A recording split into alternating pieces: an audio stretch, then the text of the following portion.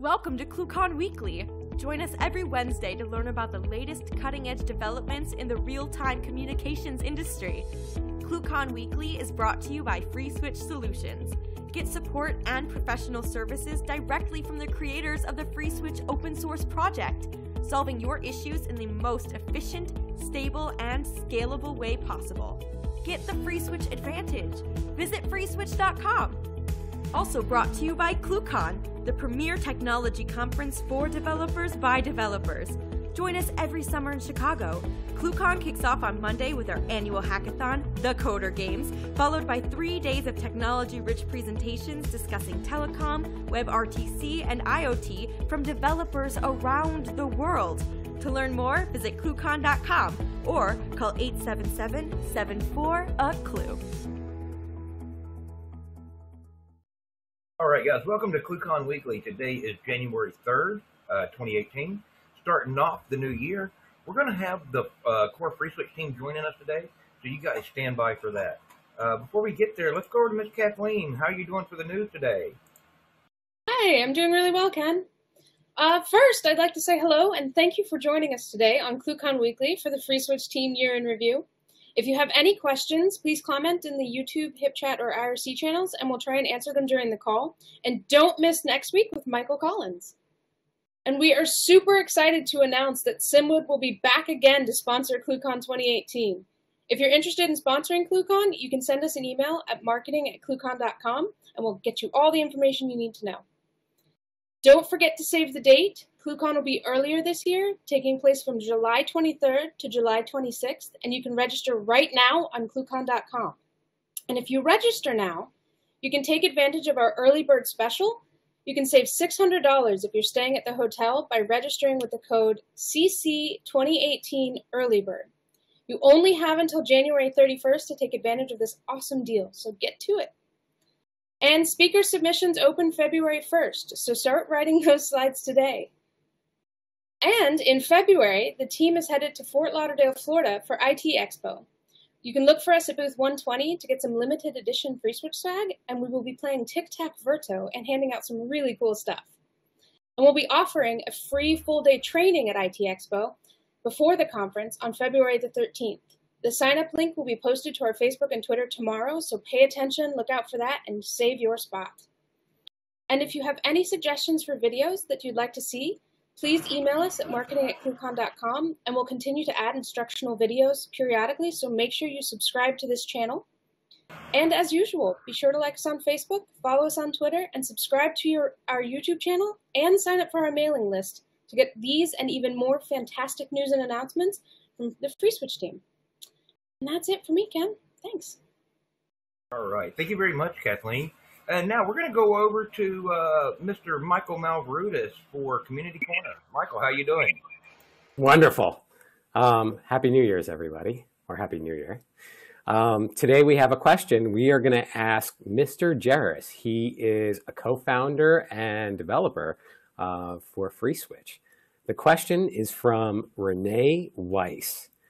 And she asked, is there a way to detect that an originate call over ESL has failed because of the session per second setting? So the short answer is not specifically because of the sessions per second setting, but close. What you can do is you can look at the failure reason, and there's one of about 4 or 5 different things that will do the same as sessions per second. That's the sessions per second and the total sessions limit, and then there's some other limits related to memory consumption when it fails to allocate memory. All of those will have the same failure cause, which I don't remember what it is off the top of my head. It's whatever the 503 and SIP maps to.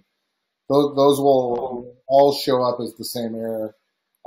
In practice, it's all the same sort of issue where you're exceeding the system capabilities. So close, but not quite exactly that situation you can detect. Okay, and then what about if it's done with originate or like BG originate over ESL? Originate, you'll actually get the value if you get a failure. BG API originate, you wouldn't get it directly in the response. You'd have to wait for the response from the originate command to come back as a separate event, and you get that asynchronously. Okay, well, thank you for that answer. And now for the FreeSWITCH team.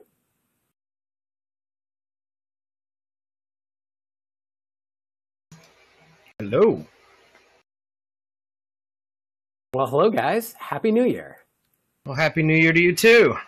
It's colder where you're at than where I'm at, so I'll take that today. Bridget, that's what this thing is for. It's keeping me alive. You look cozy, though.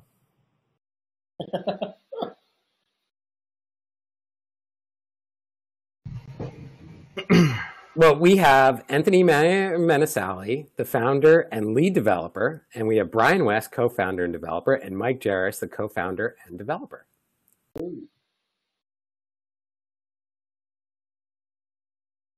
Howdy, Michael. So, guys, I guess we have some questions for you today, right? Awesome. What started you? What was the reason for starting the project? Boredom. Really, the main reason for starting the project was there was a giant niche that needed filling for us. We probably spent about 2 or 3 years working on Asterisk, and we learned a lot about telephony from that. And we came to a conclusion one day that we were trying to shoehorn Asterisk into stuff it wasn't originally designed for. We started to feel kind of like we were pushing them in the wrong direction for where they wanted to go, and it would be easier for us to work on our own little sandbox. So we decided that we would see what would happen if we tried just developing something that fit the kind of paradigm that we were looking to fill. So if I remember correctly, FreeSWITCH wasn't the original name of the project, right? Wasn't there like a sub-project before? Well, we had a lot of nicknames. I think it was Choir originally. Nobody liked that because they thought they couldn't spell it. I think we had Pandora, we called it, for 5 seconds, but it was like way overused. Choir. Yeah, Choir was the first one, and then we thought about doing. There was an Open PBX at the time or something. We were going to call it Open PBX 2, and that just didn't feel right. So then we just said, "How about FreeSWITCH?" So how did you? So we kept it. So how did you guys get into the technology industry? Technology industry as a whole. I mean, I've done a couple rounds of coding and back in the network side of things. So I started writing code early on. Spent a lot of years doing network WAN and telephony things for different companies. Ended up working in a big call center environment with big Nortel gear and driving all that, and got into the open source telephony side at that outfit when I needed to create some custom IVRs, and I found Asterisk. As part of finding Asterisk and needing to change things, I found Brian and Tony one day, and Tony kind of taught me my early ropes on Asterisk, my first patch there, and made the change that I needed there and pushed that up, and started hanging out with those guys, and the rest is history, I guess. And I pretty much started in doing tech support for an ISP. That's how I got into this. I've always been interested in communications growing up, but when I started working for ISP, we needed a new phone system, and that's how I ran into Anthony. I worked like hand in hand with Anthony 6 months before he actually hired me. So we'd work on bugs in Asterisk pretty much every day. And so I've been working with Anthony now for, 16, 17 years now? It's been a while. So that's pretty much how I got into it. for me, it was late 90s doing web design before it was cool.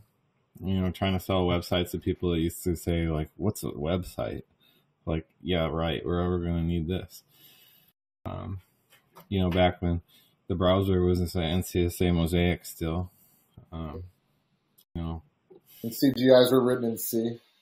Yeah, and CGIs were all written in C, and web pages, you know, the newest feature would come out that your image is embedded in the page now. The first web pages used to just be all text, and then you click the link, a helper application would open up to show you a picture. They'd say, like, see attached picture, and then you'd have to press the link. And, like, that's how arcane it was in the beginning. But we used to try and make websites back then, and I kind of rode the wave of the entire, you know, innovation of Netscape and JavaScript and embeddable stuff, and kind of took off like a tidal wave. And then I was doing web hosting, which was a budding young industry at the time, before the GoDaddy era and Wix. There used to be, like, you have to go get a shell account somewhere and put all your data online if you wanted to have a website. So started a company hosting like that. You know, trying to figure out how to scale, get lots of machines to run, you know, many thousands of websites at the same time, and oversubscription of those resources and all that kind of stuff, and juggling in an era when a DS3 cost about 250 or 25 grand a month just for a 43 megabit connection. In the economics of that, and you know, using Sun computers that cost like $10,000 each. You know, and then through then kind of evolved into doing outsourced tech support around the turn of the century, right when the dot-com bubble bursted. A lot of companies fell apart. The web hosting completely collapsed. Luckily, we just stopped doing that around that time. And then worked a lot on this outsourced tech support, which required phones. We had overseas offices, and we had to get phone calls, you know, to travel to. We had an office in Manila, Philippines, so we had an international public line that was, say, like I think it was like 700 kilobit or maybe a megabit, and you had to share the data and the voice between it. So we had some interesting tools that would allow us to do stuff like have you could use up to half of it for data and then compress G729 over this like physical line. So basically a T1 line with compressed channels in it. And you could kind of split the difference between voice and data. And we were running into issues with that stuff. So we decided to look at Asterisk to build like our own call center stuff, so we could coordinate like call queuing between US customers and the international call center that we had. And we started, you know, working with multiple locations. We also had an office in Florida, so we were playing with that and learned a lot about trying to make Asterisk into some kind of a call queuing platform and switching kind of thing. And that's where we were starting to run into the speed bumps. And then, like all good stories about tech, we tried to solve the problem and got sucked into the problem and trapped there forever. So that other company's gone now, and we're still making FreeSWITCH, although its original purpose is we outlived it. So let me ask you this. How many lines, you know, I don't need just rough numbers. How many lines of code are there in FreeSWITCH? And, you know, how many hours do you think you've put into this stuff? Well, we recently run there's some stats if you watch our YouTube page. The lead video that comes up kind of gives out some of them. We use some of those lines of code analyzer tools to figure that kind of stuff out. And it all depends on where you look at it, but the whole thing is basically, I think it's like 500 man-years worth of work. That's staggering. For open source, it's staggering. It really is. It's an unbelievable feat. There's a lot of dependencies that we kind of tailored. There's some dependencies that we kind of adopted and started modifying ourselves. There's a whole place in the code base that we basically wrote ourselves. You know, and then we have supporting tools that are existing things in open source. But at least I think there is something like 20 or 30 million lines of code total in, you count every library and stuff on the system. There's like just the core of FreeSWITCH is something like 2 or 3 million, I think. That's amazing. So what's your favorite aspect of FreeSWITCH from like a code perspective and from a feature perspective? Like what makes FreeSWITCH, all hot and bothered? Basically, I've been raised, I'm like the same age as Unix, so I couldn't start using it when I was born, or I would. As soon as I learned about it, I started using it. And I've known about Unix longer than I've known about any other kind of computer. I sort of had a little experience with an Apple. Like in 6th grade, they kind of brought one into my classroom and let me try it or whatever. But playing with Logo. To be serious, I started on a terminal in the university. And so I learned how to work Unix before I ever saw Windows for the first time in my life. So I've always had a deep relationship with it, and I taught myself C because basically Unix and C are kind of married. It's just an extension. Like it's kind of like the operating system and the code layer are all tied together because the entire thing's written in C, and then you can write more things in C, and you're just kind of building on each other. And you have this kind of natural, it's like a fractal where the more you zoom out, it's still the same. And with all that influence, and from all my web hosting history of like Apache, which is one of my more admired softwares from my past, the modular design and expansion of the Unix mentality into the user space and then into software applications is really like where I like to be with my development. So I really look at FreeSWITCH as just another extension of Unix. I try and keep the constructs familiar in that way. So yeah, that's it. Brian and Mike, what are your favorite components to it? Components to FreeSWITCH. Components of FreeSWITCH. I mean, components of FreeSWITCH certainly certainly SIP, just because we all use it. I have a certain fondness for Mod Conference because Tony wrote the beginning of Mod Conference. I was gone for a week for like the first vacation I had taken in years, and I came back and Mod Conference existed, so it's kind of funny. I've gone through there's a lot going on in Mod Conference. I've tried to read through it a couple of times, just been like, oh my god, this is unbelievable. And never figuring out what half of it does. Yeah, I'm not sure if there's any specific module. Just in general, the amazing combination of remembering that there was an empty directory at one point, and all of these pieces. We've taken this very complex problem and boiled it down into very simple building block pieces. And just that general idea that we've taken. Conferencing is really hard, and this was just when we were dealing with audio, and there's this thing that's really easy to control that just gives you all the tools. Then we had video in there, and again, video conferencing, you want to stitch pictures together, you want to lay it over graphics, like all the things you can see in this video right here is, pretty complex compositing of all these different things that wasn't available to people easily before. Now it's just a tool that's out there that you can put together and make a great solution. So that's what I love about FreeSWITCH in general is we've taken all of these problems that were big problems that were barriers to entry, and we've gotten rid of the barriers to entry. I think that's great for technology and for growth. Right, and the fact that it's open source is, I mean, you've taken a certain segment of a telecommunications industry and just changed it forever. I mean, I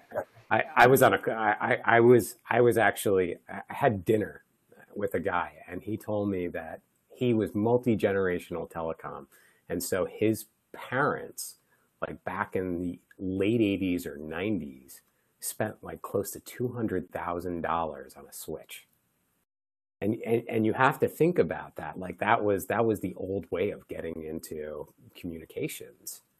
And these days, there's no way to run a business from a fiscally responsible manner with that type of startup cost. And that's that's where open source becomes so unbelievable, and so staggering, and it's created so much opportunity for so many different segments. Including for those guys, because those companies all use FreeSWITCH to make their products now.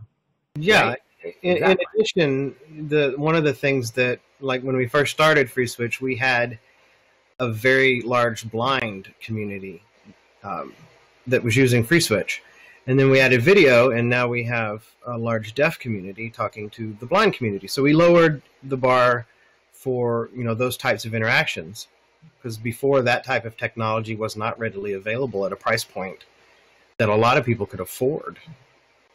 And now it's there. I mean, it's changed the world. I mean, and it's an unbelievable thing that it's not every day you get to speak to people that actually have made a difference in society or changed a segment of an industry. I mean, it's staggering.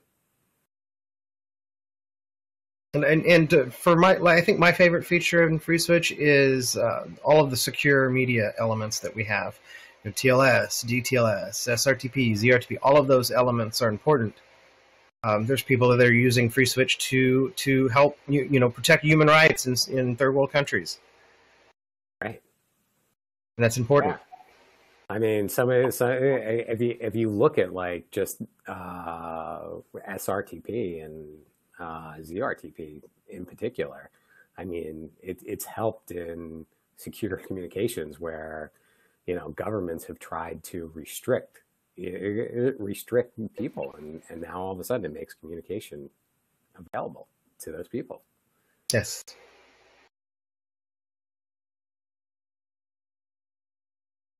So what's your favorite aspect of this? Of FreeSWITCH itself as an open source project? I prefer 16 to 9. What's that? 16 to 9 aspect. Oh yes. Not 4x3? Not at all. 4x3, no. So where are your passions? Where are our passions? Yeah. Problem solving, probably. Like all engineers, we're obsessed with it. That's almost to a fault. I have to agree with that. There's always a new problem every 10, 15 minutes. So if you've got any kind of it's kind of like FreeSWITCH is a software equivalent of Fidget Box or something, because once it tucks you in, if you come and sit down at your desk, you're going to have something to do like nonstop for at least until you get up. You can pretty much stay in your desk 24 hours a day. It's not limited to any one person. No matter how big our team got, everyone will get sucked in the same way. So it's kind of like if you need something to occupy your time with, it's definitely a good choice.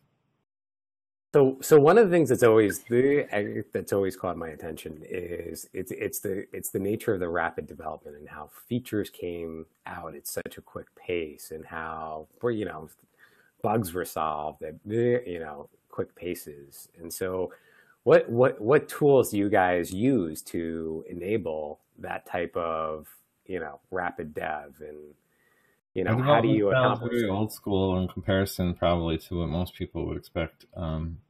ET100 terminal, Emacs. Yes, Emacs. Yes, definitely a must. Multiple windows open code, all in the construct of a ET100 terminal emulator, which can be achieved from basically anywhere. So, multi-layer, multi-window. Yeah, we use good old Unix screen to have multiple presentations at once within the same terminal, so we can jump around to different machines or whatever, and basically doing all our coding and compiling in this textual environment.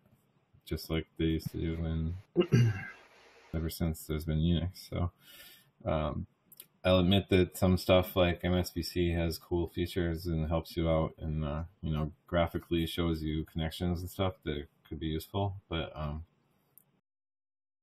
don't know, the way we do it is what I said, and we come off as doing very rapid development. I guess there's something about the way we do it that's positive. So tabs or spaces? Tabs or spaces?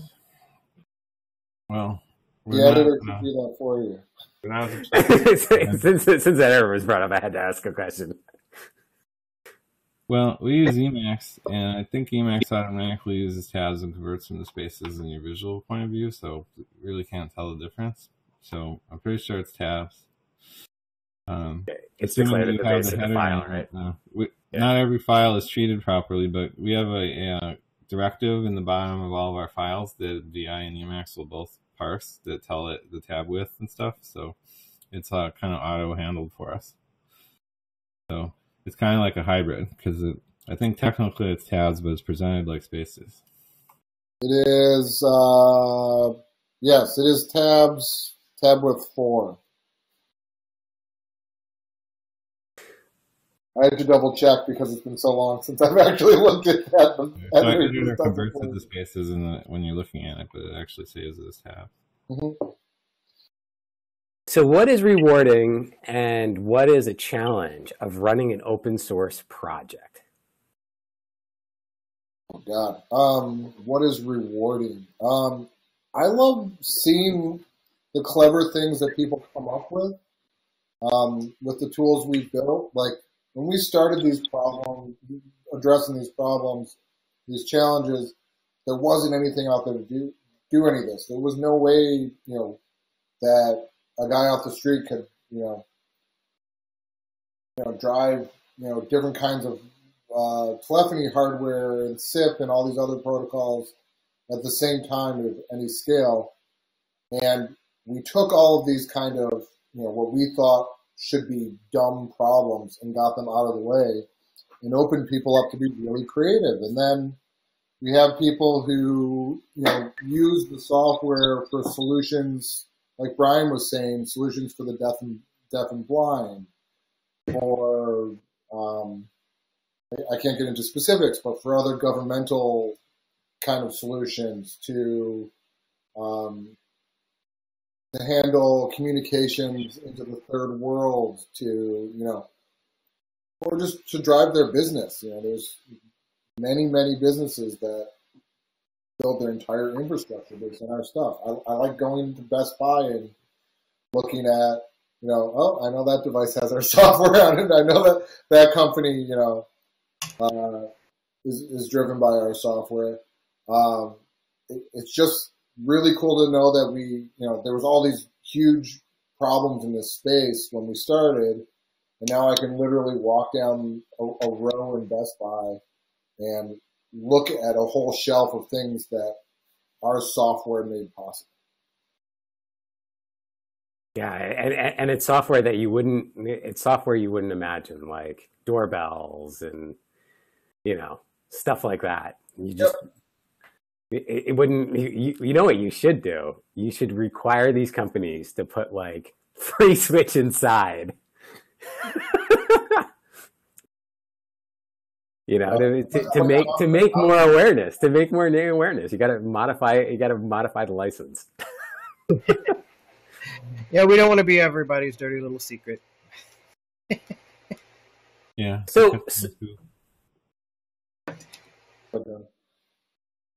So how do you guys decide to add features? Crystal what's ball. the process? Crystal ball? Yep. Yeah, so every once in a while I check it out. Yeah, little features or big features? Little features just kind of make their way in based on customer need. Big features is a lot more crystal ball of, you see a collection of people all looking for, a big problem that they're trying to solve, and when you get a critical mass of people who are asking for that sort of thing, you start to really dig into the problem look for what the real solution should be. It's frequently not what people think it is. I'm sure you must have used software in your life where you use it and then you're like, damn it, why doesn't it do this? So when you write your own software, hopefully you can just fix that for yourself. Like, damn it, why didn't I think of that before? Done. Okay, now it does that. I'll give you some examples that are. I'll give you some examples that are on the screen right now. For needs for running ClueCon weekly, all of the features related to transitions between different modes and the videos that'll play in transition between different modes and the layout that we're looking at here with a background, those were all made based on, what would make ClueCon weekly look really nice if we could do this or that. Just brainstorming sessions about how to make this a more professional production. So a lot of things just happen like that, what you need. Other things happen based on what customers are out there looking to solve. Okay, so you mentioned ClueCon. Let's talk. We have the weekly call, which is every Wednesday, right? And then every year we have ClueCon in Chicago. Tell us a little bit about that. ClueCon every year in Chicago, yes. Well, ClueCon actually outdates FreeSWITCH by 1 year. So we started it in 2005. There was the beginning of FreeSWITCH in a tarball somewhere, but it wasn't usable. All it was a core that loaded up and didn't have any functions at all. It was the basic primitives and building blocks of an application. We had ClueCon because at the time there was no conference that really covered everything about open source telephony. There was an Asterisk conference, but there were so many other open source projects related to telephony. So our original goal was to cover that. So we had a lot of people from around the world come to that first one and basically just talked about everything, including Asterisk, ideas and things that we could do that would be cool. And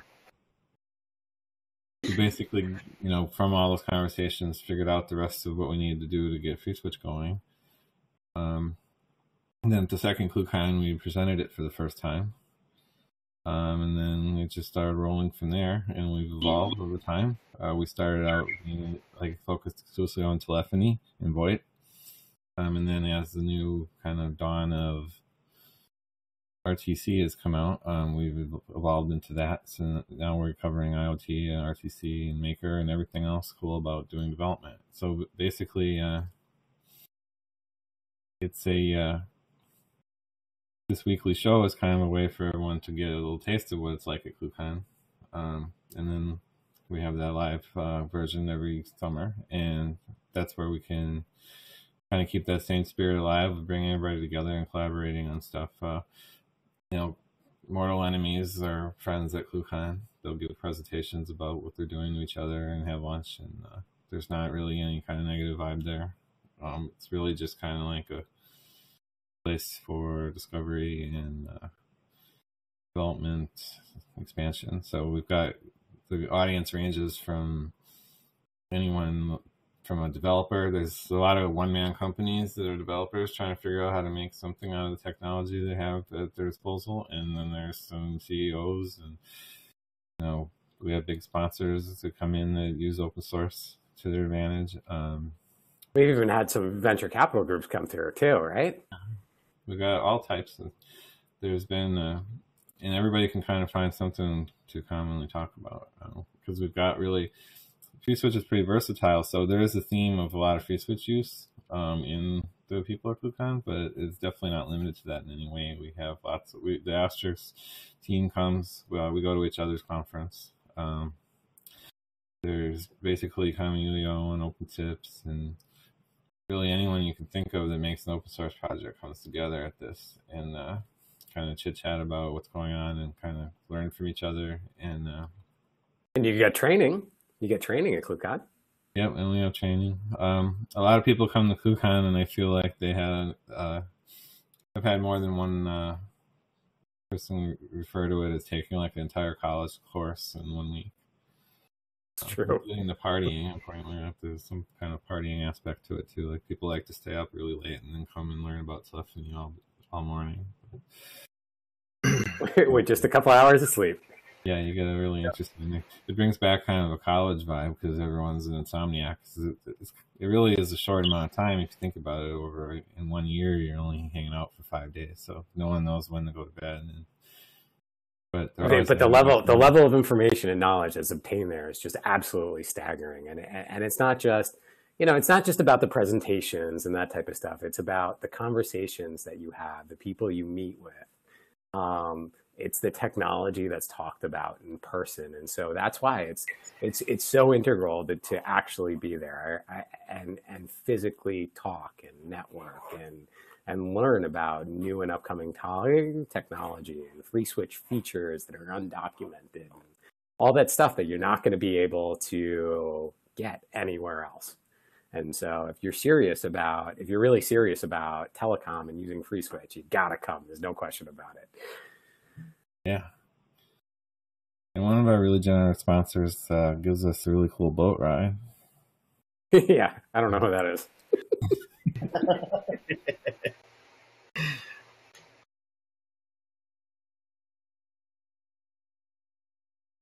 So having an open source project and maintaining a large open source project, what are your beliefs in the different licenses, and how do you think the future will fare with open source? There's been a lot of negative thoughts on open source recently with some of the, they're not specifically in the FreeSWITCH community. They're actually in outlying communities, but they're in related telecoms. Like Ward Mundy said that there was no future for open source. What are your thoughts in that? And, what do you believe? There's lots of different aspects of open source. I just wrote kind of like a little Quora article about this that we posted on our Facebook page. There's like so many different kind of subgroups of open source, but I can focus on my belief system is about open source being a business model. There's some that believe in open source is just a way to make sure software is free, which is fine. Like that works well, and there's some really good things that came out of that. Being more in an application space and the kind of software that we are. And I think that similar projects can be a business and open source at the same time. And it's kind of a challenge because, a lot of people just hear open source and think it means free. It does. We can get into a debate about what free actually means. But I think that basically the benefit of open source really is that there's no risk to using it. If you're a startup or you don't know what you're doing yet, or you don't know if it will solve your problem, you don't have an initial risk of investing a whole bunch of money like the $200,000 Metaswitch kind of thing you were talking about earlier. Right. So you can try it out and see if it works. If it does, then you can integrate it in your system or your business model.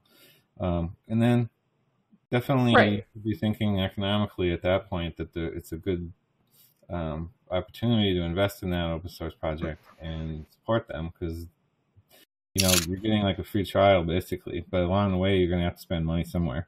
You're going to have to hire an engineer or 2 or 5. You're going to have to hire more programmers to add what you need, because we can try all we want to be versatile, but there's still going to be places where you want to work your magic and combine your existing stuff with something else that you use. So I think a lot of open source rely heavily on their consulting, and professional services. We're no different. We have these things if no one realizes it. Come and visit us if you need it, but I'm trying to plug us now. So.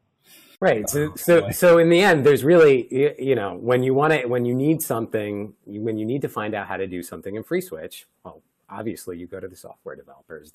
There's no one better to put together your infrastructure than the software developer themselves, because essentially they have the highest level of knowledge of the product and the experience associated with it. So say if you don't need anything, then you don't. But if you do, you should probably turn to us first, because we actually offer that service. Otherwise you could hire like a team of 10 people and, spend a lot less than that just getting professional help, But at the same time, you might be able to handle it, which is okay too. It's just a matter of we do the coding and we let people try it, and because it's wide open and free, people are able to use it, and it gives us a lot of kind of testing framework, because there's no better way to test than let everybody use it. But at the same time, we have it all depends, So I think every open source project needs some kind of way to make money, otherwise it can't exist. So absolutely, you might have one where maybe there's a company completely funding it. They hire everybody and they make an open source thing, and no one cares if it makes money, but they're getting money still because someone's paying their salary. Or you might sell your consulting services. You might make a professional version. There's all kinds of ways that you can benefit, coexist business and open source together. And that's really how I feel about it, is that that's the best way to keep it alive. If you call it dead and passe and no one trusts open source and all these other negative things people always say, it's you just accept that it's a business model and expect to pay money somewhere if you're going to use it professionally. And you're not being forced to. So it's kind of a fair trade-off. So no one's enforcing our license doesn't say if you use it commercially, you must pay us money or anything like that. We give you what we give you, and we have other things we can do that we don't give away for free that are perfect complements to our software. So, I really think that I hope that more open source can find a way to do that and stick together, and I think that's the way that it survives, by just giving public understanding that open source is a business model in a lot of cases. And it's pretty clear, depending on which project you visit, what their morals and goals or whatever is, attitude towards open source. Right. And I think a lot of companies too, there's a race to market, right? And so it's get the products out there quickly and, market the products. And in order to produce the products and services and manage and maintain them, it's all about having them, from an engineering perspective, work properly, because in the end that'll alleviate a lot of your end customer support. And so it makes a lot of sense to have that information, to have all that correct from the beginning and have it functioning. And there's no better source to get it from than FreeSWITCH Solutions, because they're technically the authors of FreeSWITCH. And so, you can only get so much from training. When it turns into anything beyond that, you gotta ask for help. I mean, I speak to companies all the time, and one of the first things that they say is, the good customers are always the customers that hit a technology wall, and when they do, it's disastrous. And so then they heave business. And so to have those base concepts correct from the beginning, that's the most integral part, is to make sure that, in testing from the very beginning, you got to make sure you can't really properly load test calls, and you can't properly, load test, how many videos how many video streams you can do. You run it on a box and there's only 2 or 3 people, it works like magic. But then when all of a sudden 10,000, 20,000 calls, you're hitting a technology thing, and the loss for not having that set up from the beginning could be staggering.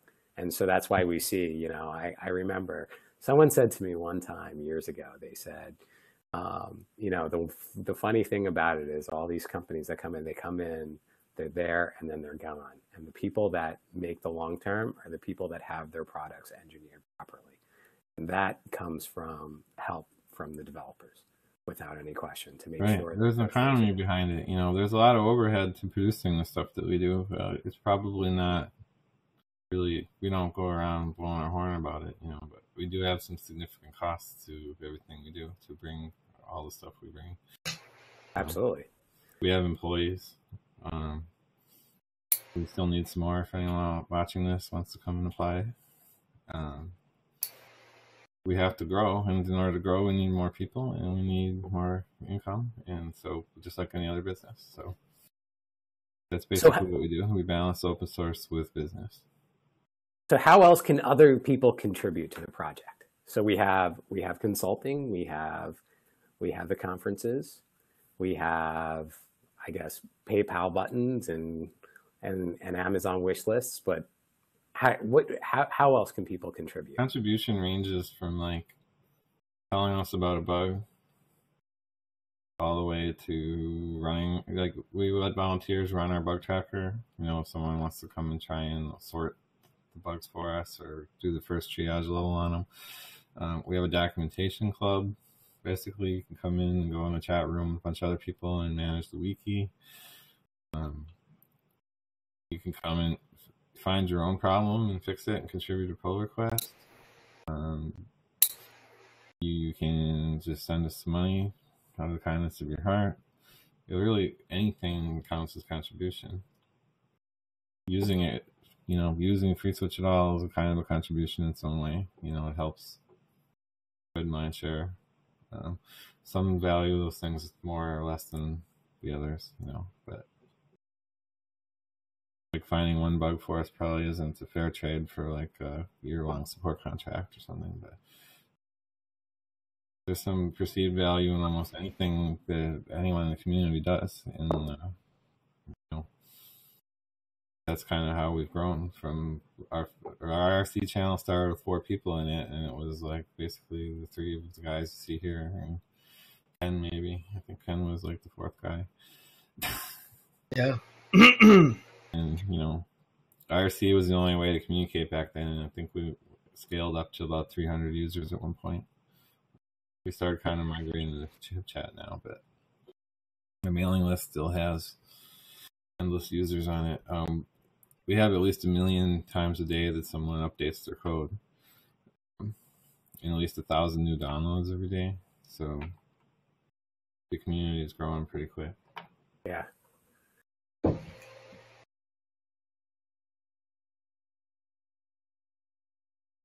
So what separates FreeSWITCH from other products or other software projects? What separates it? Other than the description? I think that as far as open source goes, there's not really too many soft switches. Some might have cropped up in the last 10 years since I last checked, but you know, I did check before I made FreeSWITCH, so you know, that's usually the first thing you do. You don't write software that already is there unless you can prove there's something wrong with it. But you know, other than that, I would say that I think we have a pretty good business adoption. I think where we have our ratio of hobbyists to professionals is probably inverted from other stuff. We have a lot of carrier grade uses. We have a pretty decent portfolio of logos we could show off of different companies that use FreeSWITCH in a professional way. I think that kind of our affinity towards business balance that I was talking about before lends us as a good choice for a lot of companies. And so I got to tell you, when I sit in the room at ClueCon and I see all the different banners of the companies that are lined up against the walls, I mean, I have the utmost respect for every one of those companies, because those are the companies that contribute to the product, and that's, you know, they're contributing to the future, the development of the project, and that's, you know, all very important. Definitely.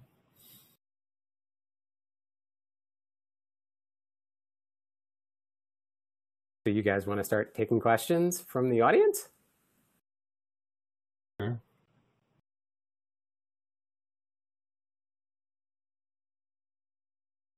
Are there any? for us?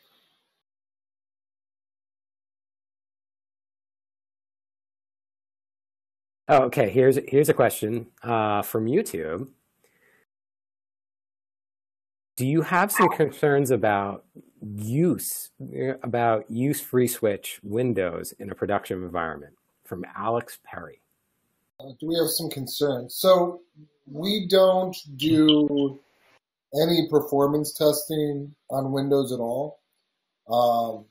That being said, we do quite a bit of work to maintain that it's building and operational, and are fairly proactive on reports. We do have some customers who use it in production. They seem to have good results. I suspect that it doesn't perform as well as it does on Linux, but there are definitely people who use it. So we don't expend a lot of energy focusing on cranking the most performance out of Windows.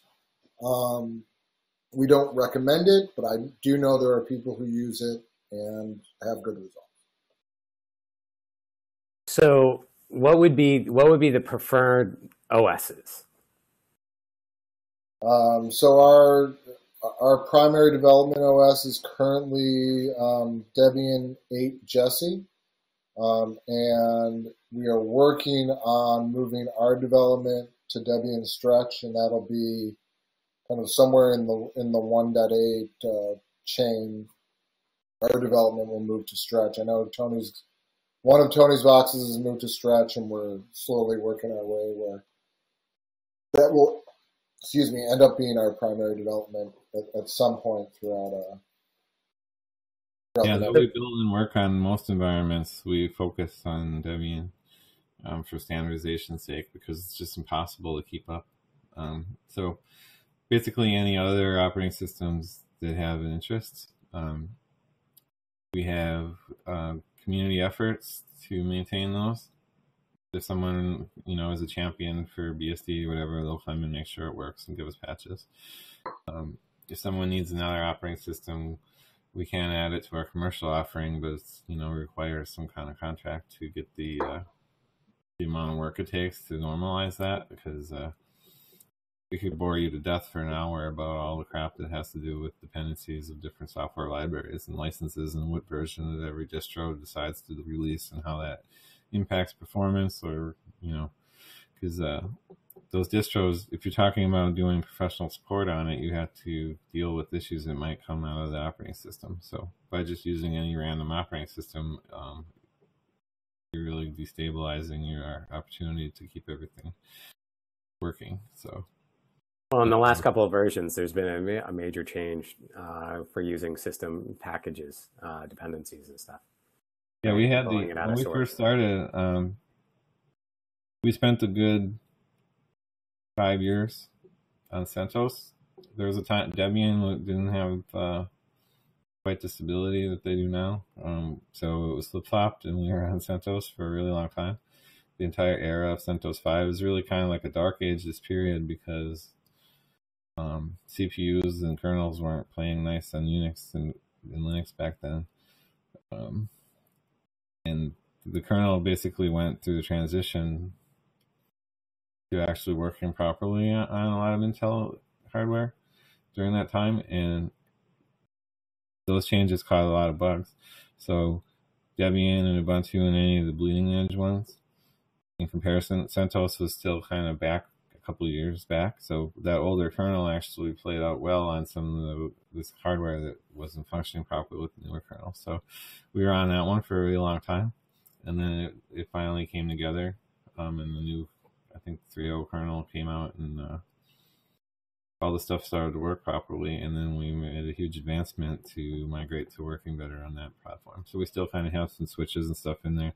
It's really hard to build on the older stuff now just because of bit rot, but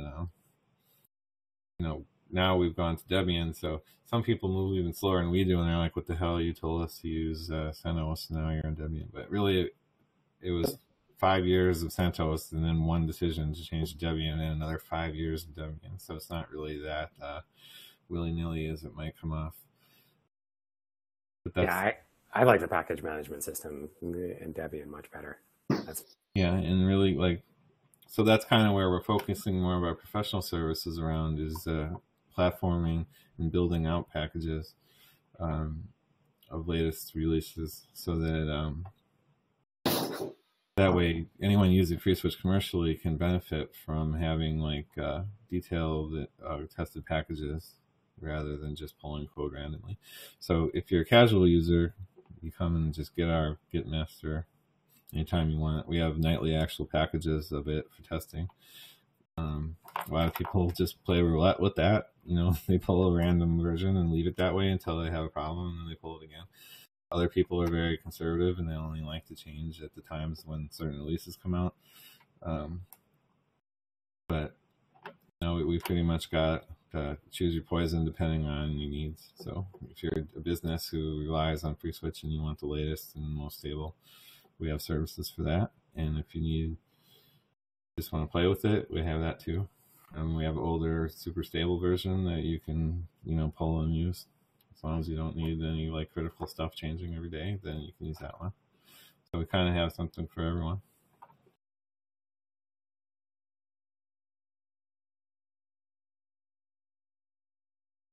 Okay, well, thank you, everybody. Thank you for such a wonderful project. And for your contributions. Thank you for hosting. Yeah. Okay, Ken, back to you. All right, guys. Thank you very much, Mike, Brian, Tony, Jersey Mike, for all you guys. And thanks to the core team for all the work they do and make it possible for the rest of us to do a lot of the things that we do with FreeSWITCH. So for me, back to you guys, it's been a long time that I've worked with FreeSWITCH, and I want to say thanks, Mike, Brian, Tony again. Brian today without it. Also, next week, guys, on the 10th of January, Mr. Michael Collins will be joining us and talking about what he's been up to lately. For you guys that don't know Mike, Mr. Collins helped run this call for quite a while, and he worked with Mike, Brian, and Tony several years ago. So you guys stop in and check out what he's been up to lately, and we'll see you guys next week. Thank you, and have fun. You've been watching ClueCon Weekly. Tune in every Wednesday at 12 p.m. Central. Keep up with the latest happenings by subscribing to our YouTube channel, follow us on Facebook and Twitter, or visit us at FreeSWITCH.com.